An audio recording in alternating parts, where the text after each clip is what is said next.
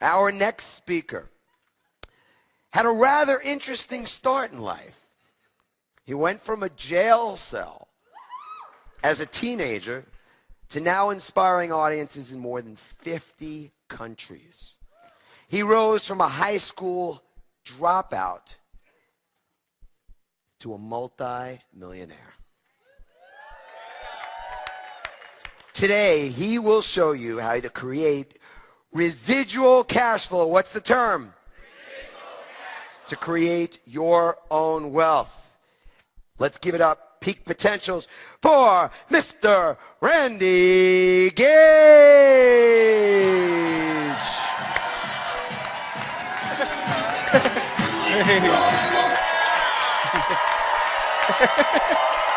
Okay, thank you. Okay.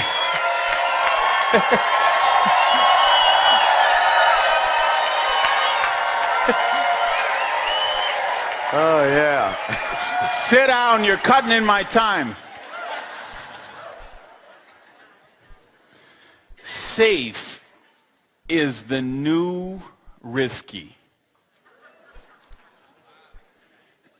Everything we were taught, everything we believed for many, many years, probably what you were programmed with since you were a child, the safe way to create a living, a lifestyle, to get a job, to work a job, to build wealth, today is probably the riskiest thing in the world.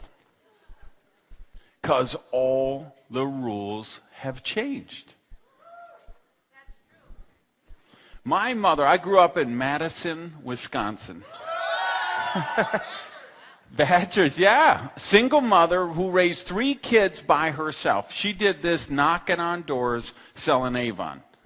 And I mean, this is back in the day when you literally were knocking on doors. It's not like today where it might be a gal works at an office and she takes a catalog and shares with her friends at work. No, my mother knocked on doors to raise 3 kids by herself. And you know what she told me and my brother and my sister? Go to school, get an education, and get a job for a big company, and you'll be set for life. Yeah, whoops. That's it. Whoops. And of course, fortunately, you could tell, you've heard from the introduction already, I'm a high school dropout, so you know I didn't follow that advice. Now, the truth is I didn't have a choice, because to say I'm a high school dropout is kind of gilding the lily, since I was actually expelled from high school in the 9th grade from Madison West Senior High. Did you go there? Okay, all right. So, but my mother was telling me the best that she knew, right? And I tell you, there were millions of mothers and fathers all over America and all over the world who were telling their kids the same thing. Go to school, get an education, get a job for a big company. And of course, the big companies are like General Motors. And that was the thing, man. If you got a job for GM, you were set for life. At least that's what we thought. Fast forward today, I was reading something that's way back in maybe 10 years ago or 12 years ago. General Motors had laid off more people than any company in the history of the world. And you know, that's a very cyclical business, the car business. It's, you know, they might lay off 40,000 this quarter, and then 2 quarters later they'll hire them back, and you know, last in, first fired, and first fired, last out, or you know, whatever their little seniority sequence is. That's just the nature of the business. Certainly, the way we thought to get rich. Here's what I do know. The economic model we have is broken. It doesn't work anymore. To grow up, get an education, work for a big job, right? Big company, it doesn't work.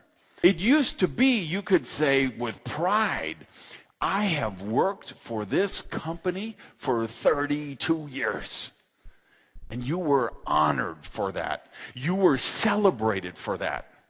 You know what happens today? They say, he's been here 32 years. You know what we're paying for health care for this guy? And insurance and vacation pay? Isn't there some kid we could hire that just got out of school who'd work for half his salary and get 2 weeks vacation instead of, 12 weeks vacation? And less health care and less benefits and less this and less that. And the longer you have worked for that company, the bigger the target on your back. Safe is the new risky.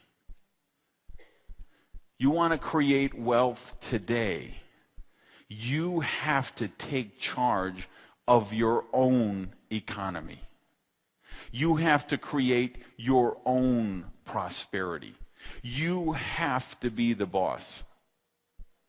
Now, he was talking even this morning, he was talking about, the negative news in the economy and all that. This year is the best year I've ever had. It's better than last year, which was the last best year I ever had, which was better than the year before, which up to that point was the best year I've ever had.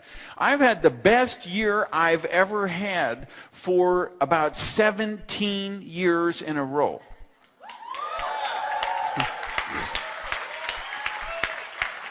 I'm on a vicious cycle of prosperity. And you know why? Because I don't outsource my prosperity to the economy, the government, the news network, the data sphere, the perception. I don't care what that economy is. I make my own economy, and you have to make your own economy. So next time someone says, what are you doing about the recession? What are you doing about the economic downturn? What are you doing? You say, I choose not to participate in it.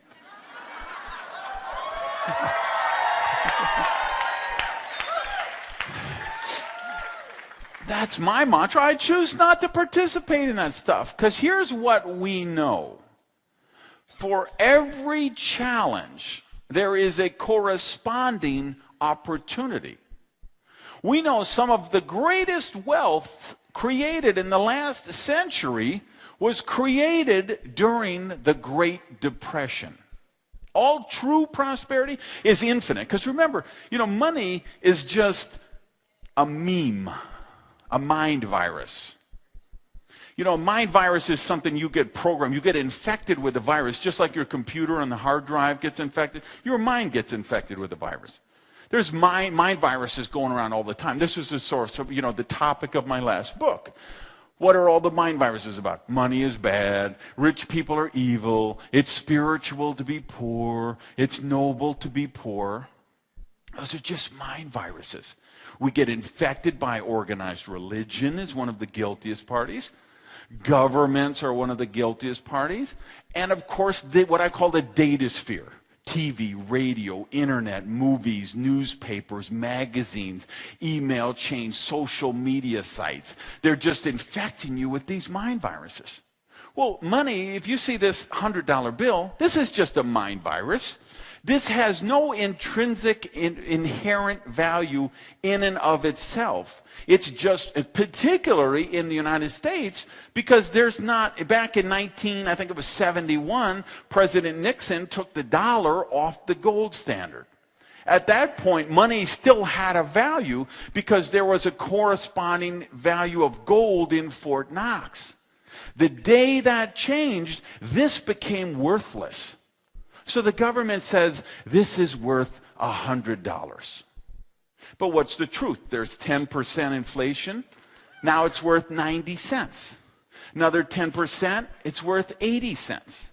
Now we're going to adjust the consumer price index because the inflation is going too far, and now we don't want people to know how much it really costs to live.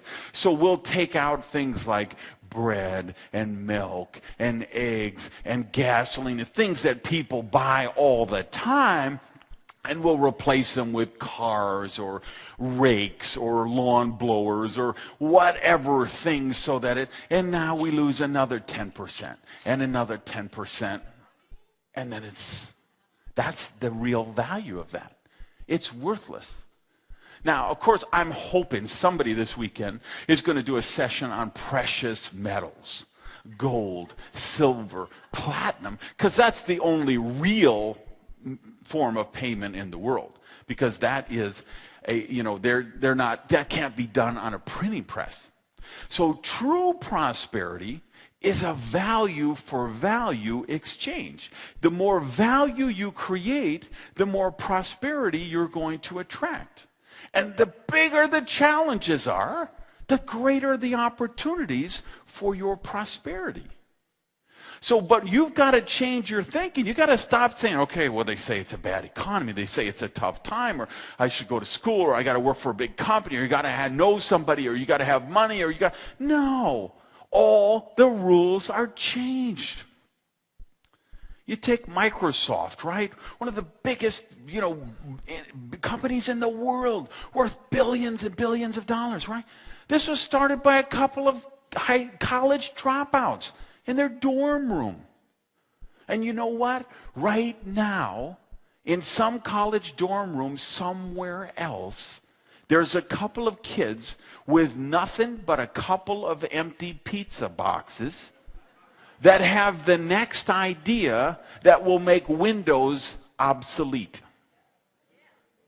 That's just the nature of technology. So what are you going to do? Let's talk practical application. What am I going to recommend for you tonight?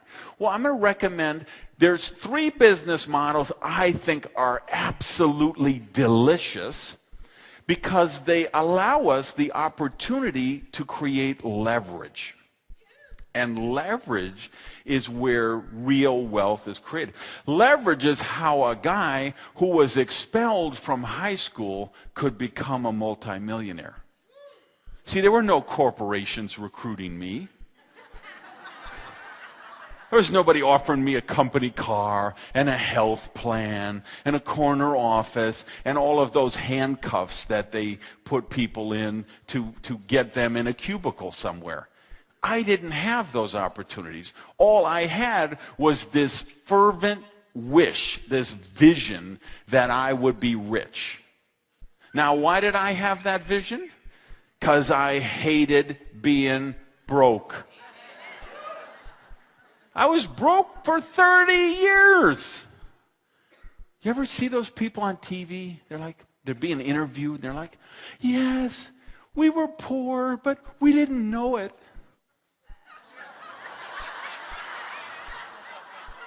Really? Because I was poor and I knew it.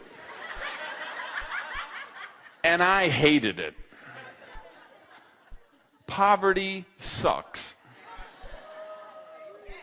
What did J.K. Rowling use? Leverage. Ford, Firestone, Carnegie. Look at all the J. Paul Getty, Woolworth, Edison, all of them. How was the biggest wealth created? They all used leverage. If you read Think and Grow Rich and you look at, the 100 different people that Napoleon Hill studied with and mentored with for 20 years, the seminal work on personal growth and development, what comes out over and over and over again? Leverage. So I said there's 3 business models I like, and one I'm going to recommend tonight and I want to share with you for a few minutes.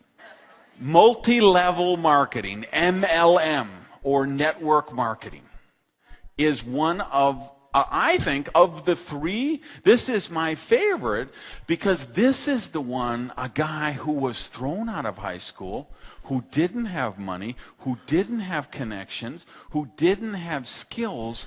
I could learn the business and become a multimillionaire. This is a business you can start without experience, without a lot of money, and do it part-time with whatever job or business you're already doing. And you create, think about if you do just a stupid level, just minimum level of success, and create $2,000 a month in residual income with your network marketing company. How many properties do you need to buy to create $2,000 a month in residual income? How many CDs would you have to buy? How much money would you have to have in the savings account, at 2.3% or whatever they're playing right now? How much money would you have to have in the bank to get $2,000 a month? $5,000 a month. Just $5,000 a month. Residual income from network marketing, which I can show you how to do in your sleep. If you're a brain-dead moron on crack, I can show you how to make $5,000 a month like that, right? And now, how many properties would you have to buy? You'd have to have $1 million worth of property with positive cash flow. And ask how many real estate investors right now, how many properties they have with positive cash flow, because it ain't that many. Ask how much money would they have to have in the bank? How much money would they have to invest in a different type of business to create $2,000 a month, $5,000 a month, $10,000 a month? I'm going to talk today, for you guys serious, I'm going to talk about creating $100,000 a month residual income. And you would be shocked how many people in Herbalife and Shackley and USANA and Amway and New Skin and Old Skin and In Between Skin, how many of these people, us who are making $50,000, $75,000, $100,000 a month with no overhead, no employees, no personal guarantees, no contracts, no offices. So let me tell you how it started. So I said, well, I'm not doing it in one program. What I need to do is I'll join 10 different companies, and I'll make $1,000 a month in each of them. And they don't compete with each other because they're all different product lines. And this one has a car polish, and this one gives a free bonus car so you could use the polish for that. And this one sells long distance service, and you need long distance service to build the other one. And this one, and of course that doesn't work. You could build one company only. But I didn't know that. So I'm trying to. So by 5 years in, I've been in literally dozens of companies. And when I look back, I say, there are people who were making money in those companies. There were people who were driving free bonus cars in those companies. There were people walking across the stage with those big bonus checks in those companies. There were people creating wealth, and they had the same compensation plan, the same product line, the same marketing materials, the same everything. What was the one thing different in the equation? Me. So I said, duplication has to be real because there's people doing it. What do I have to change? So I began my study of the profession of network marketing, which I have been on for another 27 years since then. And I learned a couple of things. See, the difference, here's the thing with, and by the way, why should everyone in this room do network marketing? It's the best benefits in the world. You pick the people you work with. You choose the hours you work. Great tax advantages for a home-based business. Great travel opportunities. Unlimited income potential. Doesn't matter if you're young or old. Doesn't matter if you're woman or man. Doesn't matter what your education or your lack of education is. The only ceiling in this is what you set on yourself. And the best part of it, you become successful by helping other people reach success. When you join a network marketing company, you have this whole sponsorship line of people above you who have a vested interest in your business success. That's what makes the learning curve in this. So any other business, you go to that and there's, you join a company, that person doesn't want to train you. Because you know why they don't want to train you? Because they're going to say, here's the new guy. He just graduated from college. Would you give him some training? You're saying, as soon as I trained this kid, the target on my back just got bigger. So in network marketing, you create the value and you get paid what you're really worth. You help other people become successful. You become successful. Now, why don't more people do it? Because they think it's a sales business. Let me tell you a secret, what I learned. It's not a sales business. If I look at now, I mean, if I would have gone to a party some years ago, you know, if I went to, like my friend Terry, he owned 3 Burger Kings. We'd go to a party, let's say, and people say, what do you do? And he'd say, I own 3 Burger Kings. They'd be like, wow. They ask me, what do I do? I'd say, you know, well, I'm in network marketing, you know. They're like, oh, well, keep away from that guy. Fast forward today. Now me and Terry, let's go to a party. Well, he doesn't have 3 Burger Kings. He has 2 because he closed 1 down. He's got hundreds of employees. He's got hundreds of thousands of dollars worth of personal guarantees. He's the one that the police call at 3 a.m. when the alarm goes off. He's the one the employees call at 6 a.m. when they're calling in sick. He's the one they call at 7 a.m. because the cook is drunk, or the cook had a fight with his wife and beat up his girlfriend. And this one and all of the, he's the one managers call and say, well, we found 2 boxes of hamburger patties out by the dumpster, which obviously someone was leaving out there because they were going to steal when their shift got over. And then we have me, who I've learned the system. I've learned the science of the business. 6 years ago, I got in this company, put this system to work, and in 6 years, I've been serious, okay? I've sponsored 200 people in 6 years. You say, oh, that's a lot of people. No, it's not. Divide that by 60-some months. How many a month is that? That's not hard. You know what's hard? What you do is hard. You doctors and lawyers and nurses and that's hard. I wouldn't want your job, okay? I go to that party today. Here's Terry with his hundreds of employees and all the personal guarantees and OSHA and health department and everything. And there's me, sponsored 200 people. I now have 200,000 people in my team. I make over $1.5 million a year residual cash flow working from home in my underwear. Who's the king of the party now? Safe is the new risky. Forget that economic model is broken. The new model is take charge of your own prosperity and do it today. Peace. I love you guys. Thanks. Renegade!